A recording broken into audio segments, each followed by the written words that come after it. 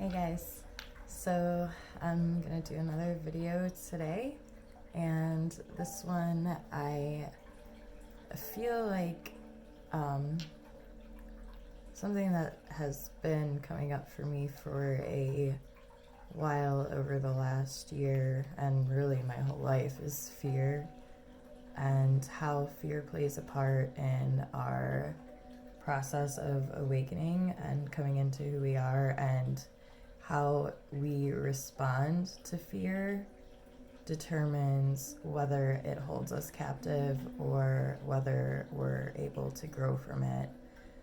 I know that it's really hard, especially can be paralyzing when you go into a state of fear or you live in a constant state of fear, to get out of that and to see any light that could be within that. But truly, there is, and it takes a process of understanding and recognizing that the fear is there to show you something that you either need to look deeper into healing from, or something that you need to let go, because both of those can hold us captive and keep our energy from progressing into who we're supposed to be. Fear basically is just like chains that is going to hold you back from becoming your true self and the true version of who you're supposed to be. So something that I put together to like kind of identify fears when they come up is to first, you obviously want to recognize it. You want to recognize when you are in a state of fear, which is going to be a lower vibration. So you're going to feel a lot heavier and possibly confused and disoriented. And depression comes with states of fear as well. And just not having motivation to do the things that you might need to do or the things that you know you want to do. It can be completely paralyzing to the point where you don't even want to communicate with other people or really show any form of love for yourself. So one of the first things that you can do is face it. So fear, Fear. One of something I read somewhere, I don't remember what it was, but said false evidence appearing real. And I really, really, really like that. It's so powerful, because when you recognize that fear is false evidence, it's not anything that's true or has manifested. I mean, yes, there are fearful situations that happen, but most of the time, fear is unmanifested thoughts that you just hold energy in, that holds you down. So my version that I've been working on is, for fear, is face, evaluate, accept, and reclaim. So first you want to be able to recognize and face your fear and be able to look at it and see what it is and how it's making you feel. So you can also like check your body. You could do a body scan if you find that you're in a state of fear. You could just do a quick body scan and close your eyes and just kind of like feel in your body where you're actually feeling the fear. If it's in your heart, or if it's in your stomach, or if it's just mainly like just focused in your head. Sometimes it can be so overwhelming that it completely takes like your concentration and your focus away. So once you face it and you can recognize it and stand there in confidence and love, it's all about being able to hold a vibration of love even when you're in states of lower states of vibration. So like fear, that's obviously one. So just holding compassion for yourself, and then evaluate the situation. So you can evaluate that fear. And like, I mean, I have had a very strong fear of just social anxiety in general, just being in public and expressing myself confidently and authentically in front of other people. That's been something I've struggled with my entire life, and that's been something that I've been working through this last year. So evaluating that fear of why does my body tense up and tighten and shake, and why do I freak out when I'm in public situations, evaluate that to see that that's all stemming from a lot of things that happened growing up, and especially when your chakras are forming at different ages. Like your root chakra is formed from when you're in the womb till you're a year old. So those are scenarios in your life that you generally don't even remember, and that's all based on your grounding and your stability and your security and your trust in yourself. And if there were things that happened during that time and that did not form in a healthy way, your chances are going to have issues with grounding and your root.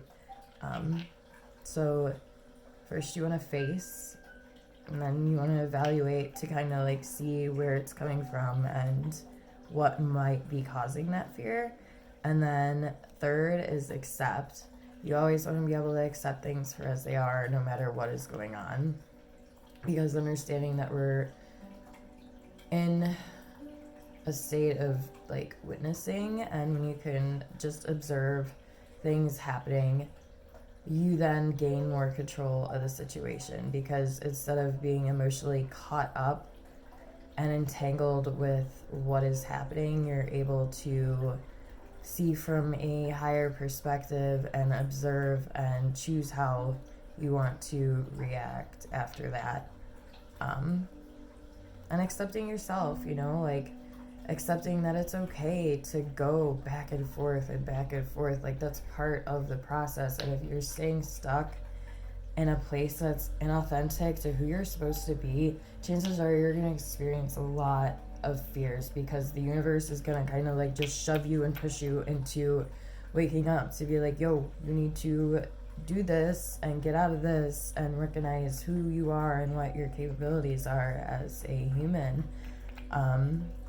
And then lastly, to reclaim that comes with reclaiming your power and reclaiming your truth, reclaiming that you are human and that you are going to feel these things. You are going to get sad, you're going to get angry, you're going to get depressed, you're going to have all of these emotions, because it's a part of the human condition that we cannot escape. Like, you could choose and change how you react to these situations, but as far as like completely overcoming and escaping like who you are, you can't fully do that unless you're going to just seclude yourself and become a monk. And then you probably won't get angry, but chances are you can't do that. So until you can get to a place, just focus on gaining more control, and that comes from observing. So again, for fear, false evidence appearing real, you want to face, evaluate, accept, and reclaim. And I feel like reclaiming your power is one of the most powerful things that you could do, like just coming into being okay with yourself and trusting and allowing things to happen as they are. There's a peace in that is unexplainable until you experience it. And facing fear doesn't mean that you have to experience fear. It means that you can step outside of it and recognize it and see it for a tool to help you grow stronger and help you to connect deeply with yourself. And I use like all of these things, all these times that I like go into states where I feel down on myself or states of fear, and it's just like being able to constantly remind yourself and recognize that that moment is there for you to grow, and that you're never gonna be in that spot again. Like, that's awesome to know that you're never going to be in that spot again. As long as you're doing the work and you're taking the steps that are needed to put effort into becoming a greater version of yourself, you're never going to be back there again. You can't go back in awareness. You can't shut the doors back once you open them. Like, there's just no way unless you just completely numb yourself out and forget everything that you've experienced.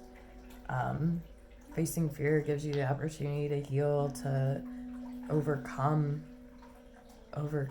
so much, so many things in your life that you might have never thought that you could do. Releasing expectations too is important, because fear stems when we have expectations of things happening a certain way. So when you expect yourself to do certain things, like if I expect myself to be this perfect person and do all these things and this blah blah blah blah blah, like, you can't expect yourself to be perfect. Nobody's perfect. Do your best and love yourself. That's all I have. Fear, false evidence appearing real. And face, evaluate, accept, and reclaim your power. You are powerful. I am powerful. Together, we can be powerful and do big things. Satnam, much love.